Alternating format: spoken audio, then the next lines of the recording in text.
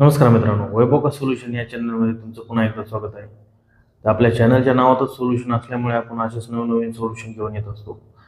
तर आजचं जे सोल्युशन आहे ते भरपूर जणांनी मला कमेंट करून सांगितलं की Amazon Pay UPIमध्ये आम्हाला रजिस्ट्रेशन करण्यासाठी खूप प्रॉब्लेम येत आहे. तसेच ज्यांनी रजिस्ट्रेशन केलं आहे त्यांना पण आता व्हेरिफिकेशन करण्यासाठी प्रॉब्लेम येत आहे. आणि अशा प्रकारचा जर प्रॉब्लेम येत असेल त्यासाठी आपल्याला काय करता येईल हे सर्व या व्हिडिओमध्ये आपण डिटेल्समध्ये सांगणार आहोत. व्हिडिओला शेवटपर्यंत पहा, कारण की ह्याच्यातला एक ना एक पॉईंट महत्त्वाचा आहे. अशा काही स्टेप्स आहेत जे की तुम्ही मिस कराल तर तुम्हाला हा प्रॉब्लेम तर सॉल्व्ह होईल, पण दुसरा प्रॉब्लेम तुमचा समोर येऊ शकतो. त्यामुळे व्हिडिओला शेवटपर्यंत पहा. चॅनलवर नवीन असाल तर चॅनलला सबस्क्राईब करा.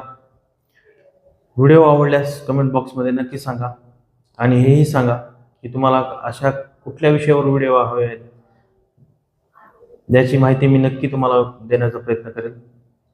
तर चला पाहूया Amazon Pay UPIचा प्रॉब्लेम कसा रिमूव्ह करायचा.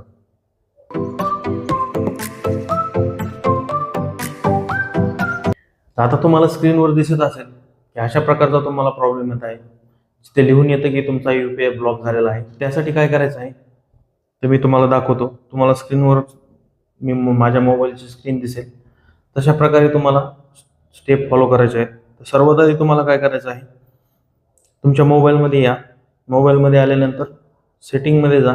सेटिंगमध्ये गेल्यानंतर तुम्हाला सॉफ्टवेअर अपडेट असं ऑप्शन किंवा सिस्टीम अँड अपडेट असं ऑप्शन शोधायचं आहे. ते ऑप्शन शोधल्यानंतर तुम्हाला सॉफ्टवेअर अपडेट असं ऑप्शन सापडेल. त्या ऑप्शनला क्लिक करायचं आहे. त्या ऑप्शनला क्लिक केल्यानंतर तुम्हाला पाहायचं आहे की तुमच्या मोबाईलचं इथे सॉफ्टवेअर अपडेट आलेलं आहे का. सॉफ्टवेअर अपडेट आलेलं असेल तर या मोबाईलचं सॉफ्टवेअर अपडेट तुम्हाला करून घ्यायचं आहे. हे केल्यानंतर तुमचे 30% चान्सेस आहेत की तुमचं UPI रजिस्ट्रेशन सक्सेसफुली होऊन जाईल. आता हेही करून तुमचा जर प्रॉब्लेम सॉल्व्ह नाही झाला तर काय करायचं आहे, तर तुमच्या मोबाईलमध्ये तर त्या प्ले स्टोअरला जायचं आहे. प्ले स्टोअरला गेल्यानंतर तुम्हाला अपडेट या ऑप्शनमध्ये जायचं. मॅनेज अँड डिव्हाइसमध्ये. मॅनेज अँड डिव्हाइसमध्ये गेल्यानंतर तुमच्या मोबाईलमध्ये जे सॉफ्टवेअर अपडेट येतात, म्हणजे जे ॲप्लिकेशन अपडेट येतात ते ॲप्लिकेशन पाहायचं आहे. आणि ॲप्लिकेशन अपडेटमध्ये जाऊन बघायचं आहे की तुम्हाला तुमचं Amazon Pay किंवा Amazon ॲप जे आहे ते अपडेट आलेलं आहे का. Amazon ॲप अपडेट आलेलं असेल तर त्याला तुम्हाला अपडेट करून घ्यायचं आहे. असं केल्यानंतरही तुमचे जवळपास 40 ते 50% चान्सेस आहेत की तुमचा प्रॉब्लेम रिमूव्ह होईल. आता हाही प्रॉब्लेम केला तुम्ही आणि तरीही तुमचा प्रॉब्लेम सॉल्व्ह नाही झाला तर तिसरी स्टेप तुम्हाला फॉलो करायची आहे. ती काय आहे, तर तुम्हाला तुमचा Amazon ॲप ओपन करायचा आहे. Amazon ॲप ओपन केल्यानंतर बघा अशा प्रकारे तुमचं Amazon ॲप ओपन होईल. त्यानंतर तुम्हाला वरच्या साईडला Amazon Pay असं ऑप्शन दिसेल. Amazon Payमध्ये क्लिक करायचं आहे. Amazon Pay क्लिक केल्यानंतर तुम्हाला खाली यायचं आहे. खाली आल्यानंतर बघा इथे अकाउंटचं ऑप्शन दिसेल. अकाउंटच्या ऑप्शनला क्लिक करा आणि खाली स्क्रोल करा. खाली स्क्रोल केल्यानंतर बघा इथे तुम्हाला ऑटो पेचं एक ऑप्शन दिसेल. त्या ऑटो पेच्या ऑप्शनला क्लिक करायचं आहे. ऑटो पेच्या ऑप्शनला क्लिक केल्यानंतर तुम्हाला इथे काही ऑटो पे दिसतील. आता माझ्याकडे मी ऑलरेडी कॅन्सल केलेले आहेत. तर तुम्हाला इथे काही ऑटो पे दिसतील आणि जे की तुमचे गरजेचे नाही आहेत, खूप दिवस झाले ते तसेच पडून आहेत, तर त्याला काय करायचं आहे, तुम्हाला डिलीट करून टाकायचं आहे. इथे क्लिक केल्यानंतर डिलीटचं वरच ऑप्शन दिसेल बघा. डिलीट आणि वर दोन ऑप्शन येतात. त्या ऑप्शनला क्लिक करून तुम्हाला डिलीट करायचं आहे. डिलीट केल्यानंतर पुन्हा तुम्हाला रजिस्ट्रेशन करून बघायचं आहे.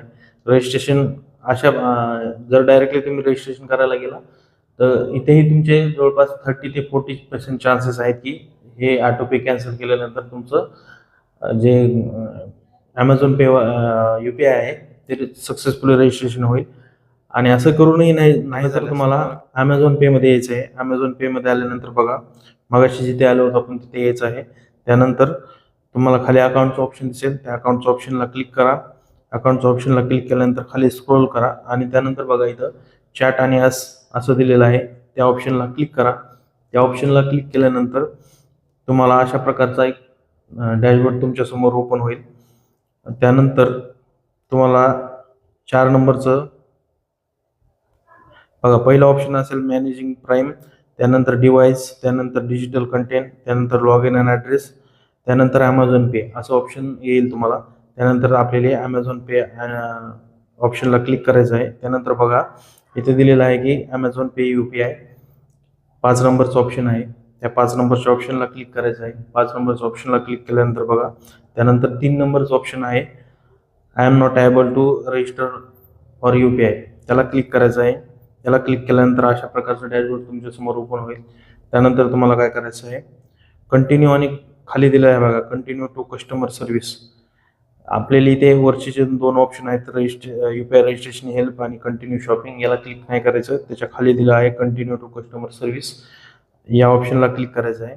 या ऑप्शनला क्लिक केल्यानंतर बघा इथे तुम्ही चॅटिंग करू शकता लाईव्ह आणि त्यांना सांगू शकता की मला अशा अशा प्रकारचा प्रॉब्लेम येला आहे. ते तुमच्याकडून एक रिक्वेस्ट नोंदवून घेतील आणि तुमचा 7 ते 8 दिवसानंतर हा प्रॉब्लेम सॉल्व्ह करतील. तसेच तुम्हाला जर डायरेक्ट कॉल करायचं असेल तर इथे रिक्वेस्ट कॉलला क्लिक करा खाली. त्यानंतर इथं तुमचा मोबाईल नंबर एंटर करा आणि कॉल नाव या बटनाला क्लिक करा. तर तुम्हाला एक 10 ते 15 सेकंदामध्ये लगेच त्यांचा कॉल येऊन जातो आणि हे डायरेक्ट UPI रजिस्ट्रेशनच्या संदर्भातली किंवा जे ॲमेझॉन UPI आहे त्यांची टीम तुम्हाला कॉल करते. त्याच्यामुळे हा प्रॉब्लेम लवकरात लवकर त्यांच्याकडून सॉल्व्ह करण्यात येतो. त्यामुळे तुम्हाला इथूनच कॉल करायचा आहे. तुम्ही जर डायरेक्ट कस्टमर केअर करून कॉल केला तर तिकडून वेळ लागू शकतो. ते टीम टू टीम ट्रान्सफर करत राहतात कॉल. पण तुम्ही जर इथून कॉल केला तर ते लवकर तुम्हाला याचं सोल्युशन देतात. त्यामुळे तुम्हाला इथून कॉल करा आणि त्यांना सांगा की मला अशा अशा प्रकारचा प्रॉब्लेम येत आहे. ते तुमचा 7 ते 8 दिवसामध्ये टाईम असतो. झाला तर तुमचा 2 दिवसातही प्रॉब्लेम सॉल्व्ह होऊन जातो. आता आपण एक हे झालंय सर्व स्टेप. आता हे सर्व करूनही तुमचा प्रॉब्लेम न सॉल्व्ह झाल्यास एक शेवटची स्टेप आहे. पण त्यासाठी तुम्हाला एक गोष्ट लक्षात ठेवा. मी जसं मगाशी म्हटलं होतं की प्रत्येक व्हिडिओमध्ये प्रत्येक एक पॉईंट ना पॉईंट लक्षात ठेवा आणि हा पॉईंट खूप महत्त्वाचा आहे. कारण की तुमचं UPI तर चालू होईल पण तुम्हाला दुसरा प्रॉब्लेम येऊ शकतो. ओके, आता हा प्रॉब्लेम आम्ही काही ठिकाणी फेस केलेला आहे आणि त्यानंतरच तुम्हाला हे सजेशन करतोय की अशा प्रकारचा प्रॉब्लेम तुम्हाला येऊ शकतो. त्यामुळे तुम्हाला हे जी स्टेप फॉलो करताना ती गोष्ट लक्षात ठेवायची आहे. तर हे काय आहे, तर आता बघा आपण करणार आहोत लास्टची स्टेप फॉलो. ही स्टेप फॉलो केल्यानंतर तुमचं UPI तर 100% चालू होणारच आहे.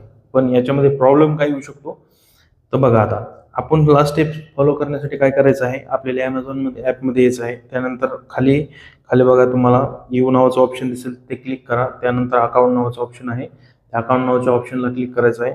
त्यानंतर बघा खाली गेल्यानंतर तुम्हाला क्लोज युअर अकाउंट असं ऑप्शन येईल, त्याला क्लिक करायचं आहे.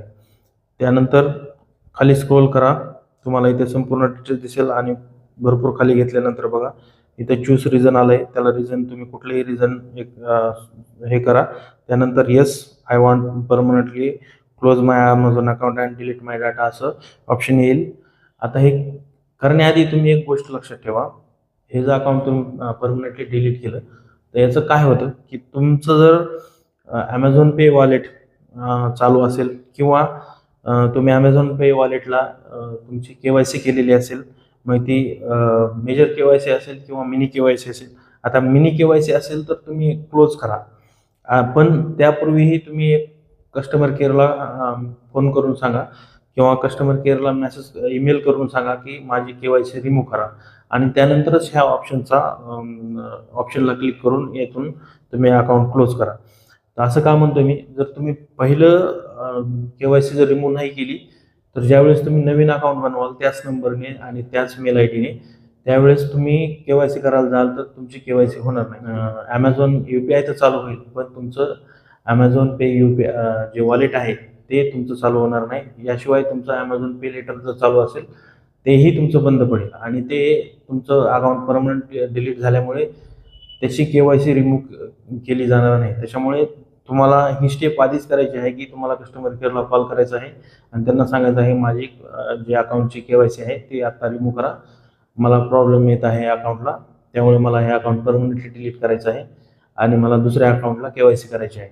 असे केल्याने काय होईल की पहिली KYC तुमची रिमूव्ह होईल आणि त्यानंतर तुम्हाला हे अकाउंट क्लोज करायचं आहे आणि क्लोज केल्यानंतर सेम मेल ID आणि सेम मोबाईल नंबरने तुम्हाला नवीन अकाउंट बनवायचं आहे आणि त्यानंतर तुमचा UPI पण चालू होईल आणि तुमचा ॲमेझॉन पे वॉलेट चालू होईल. त्याशिवाय ॲमेझॉन पे लेटर हे तुमचं चालू होईल.